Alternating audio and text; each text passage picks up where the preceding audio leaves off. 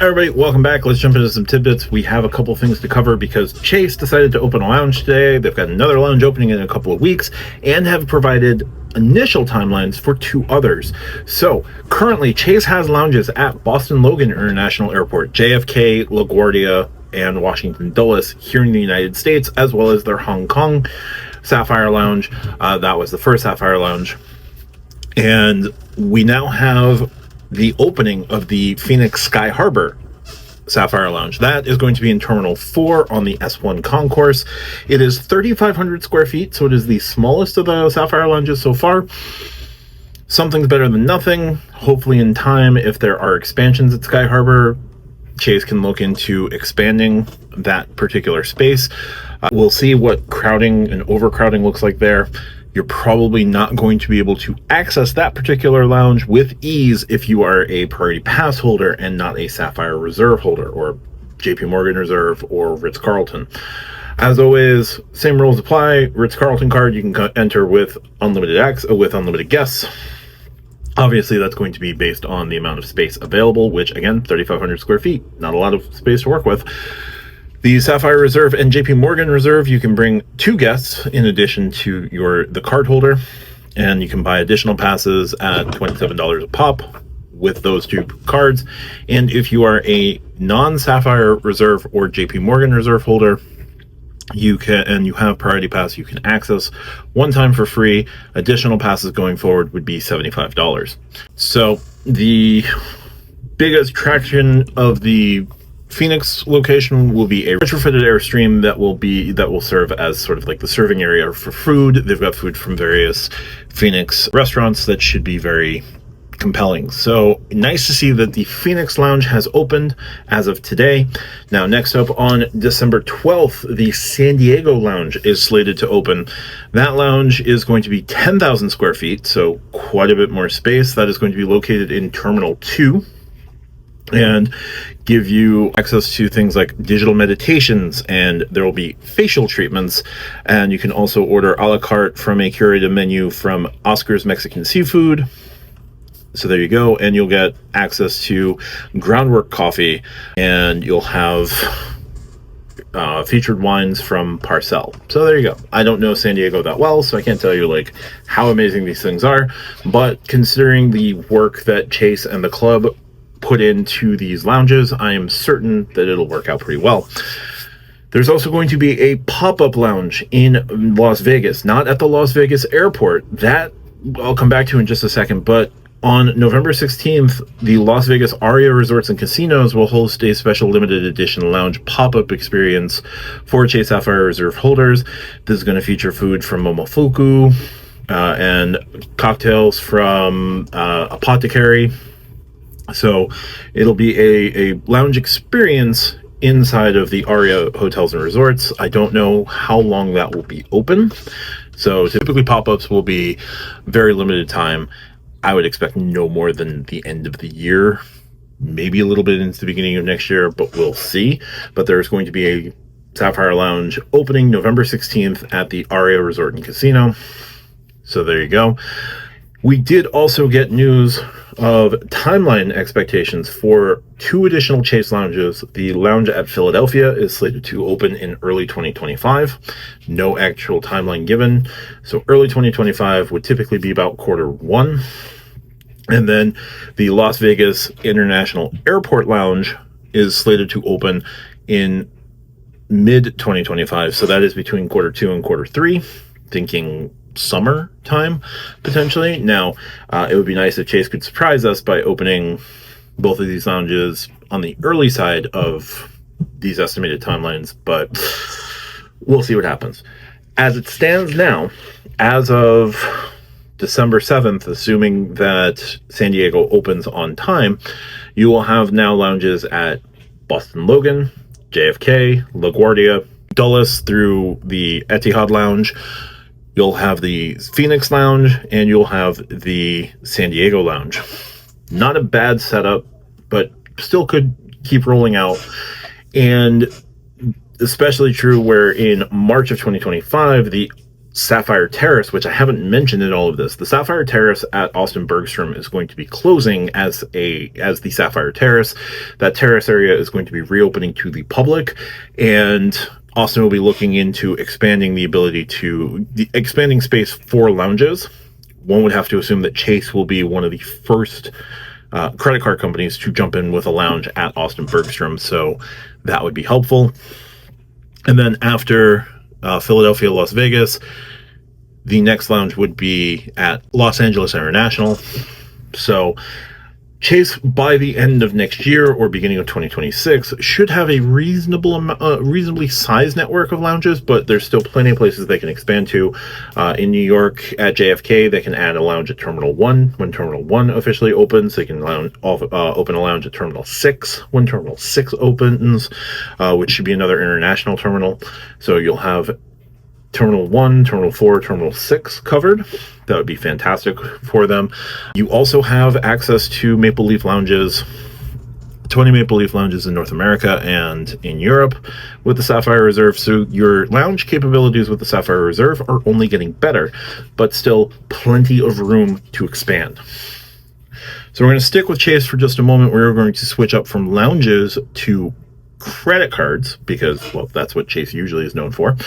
And we have some increased bonuses on the personal Southwest cards. These are going to be 40,000 mile bonuses plus $400 statement credits. So these are going to be on the Chase Southwest Priority. You can earn $400 statement credit and 40,000 bonus points after you spend $3,000 in purchases in the first 4 months of holding the card. This offer ends December 16th. That's the Priority. The same will be on the Premier. $400 statement credit, 40,000 bonus points, $3,000 in spend in 4 months. And this will also be on the Chase Southwest Plus.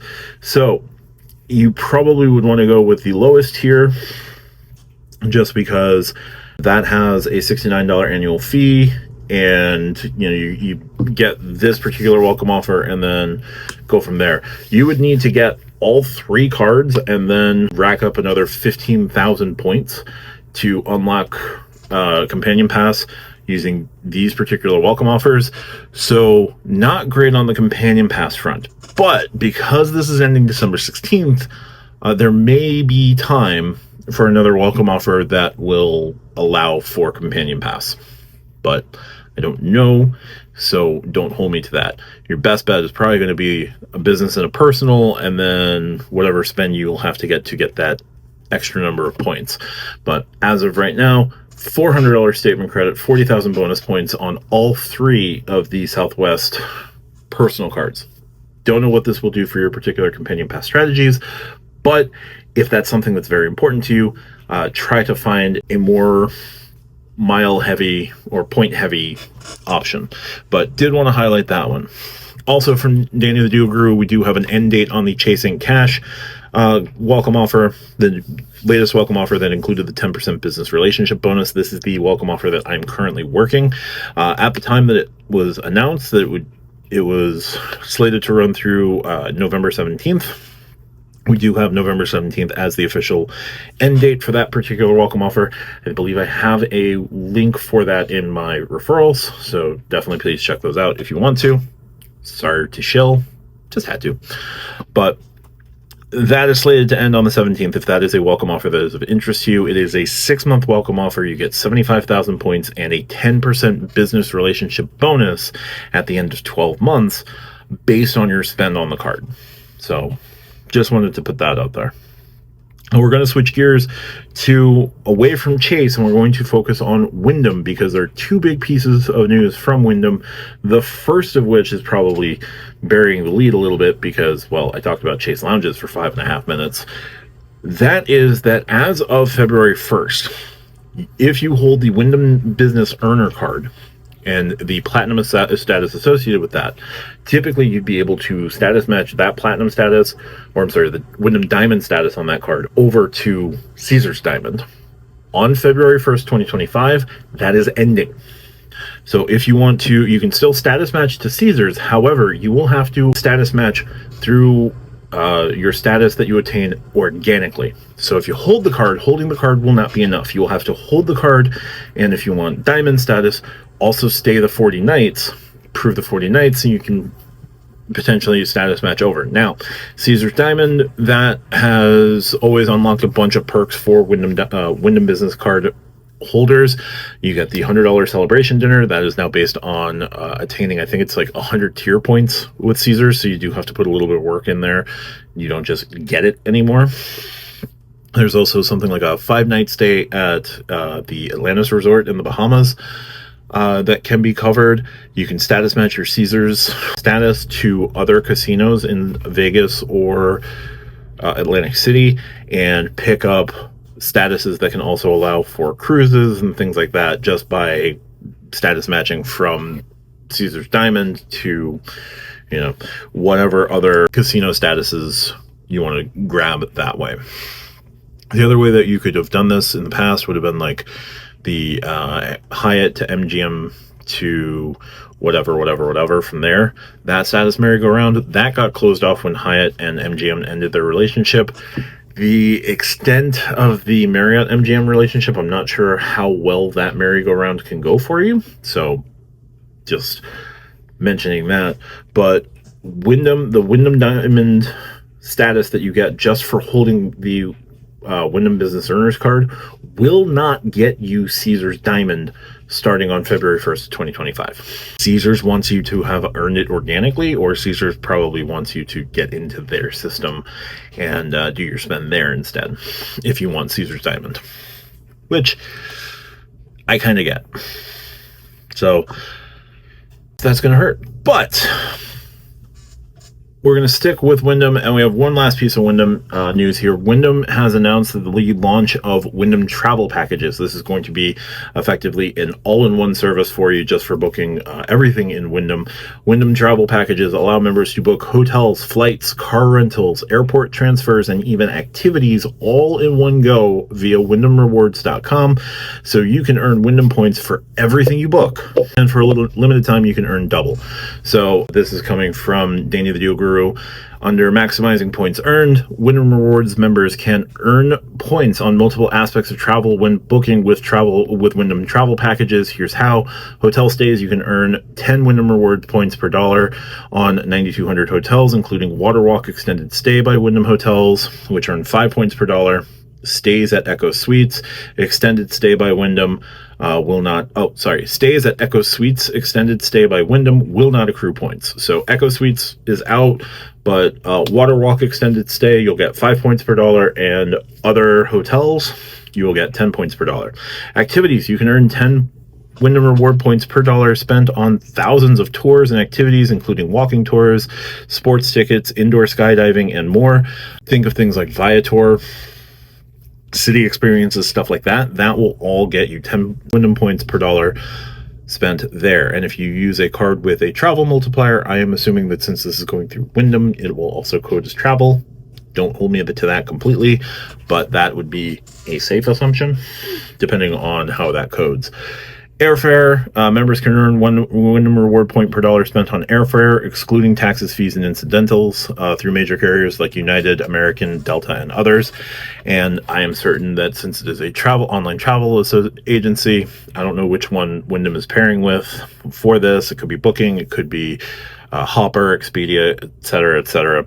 But you should be able to also put in your frequent flyer number and rack up frequent flyer miles for those miles as well. Give you a little bit of a point stack there. Car rentals, you're only going to earn 1 Wyndham point per dollar spent on car rentals, excluding taxes, fees, and incidentals through Avis and Budget. That is all through the portal. And airport transfers, you can earn 1 point per dollar on airport transfers with global car service companies like Talaxio and Sixt Ride. You can unlock additional value. In addition to earning 1 Wyndham point per dollar spent on airfare, members can also earn airline miles by enrolling in participating carriers' loyalty programs. So just include your frequent flyer mile. Boom, there you go. Member discounts. Enjoy up to a 10% off your travel package bundles when booking as a Wyndham Rewards member. And you can redeem points for hotel stays. So there you go. Earning double points for a limited time. Now through December 31st, Wyndham Reward members can earn double points on all Wyndham travel packages. So 10 will be 20, 5 will be 10, 1 will be 2. That is through December 31st. Travel must be completed by December 31st of 2025. There's terms and conditions. As always, I'm going to link to everything down below. This has been a long episode, so we're going to cut it off there, but if you like what I do, hit the like and subscribe button. If you want to support me here on YouTube, consider joining my channel membership and check out my pinned comment for ways to help me outside of YouTube, Ko-fi, buy me a coffee, things like that. And definitely please subscribe, as I'm close to 1,450 subscribers. I would love to get to 1,500 by the end of the year and hopefully be on a steady march toward 2,000 going into 2025. That would be huge. But thanks so much for watching. Talk to you soon. Bye.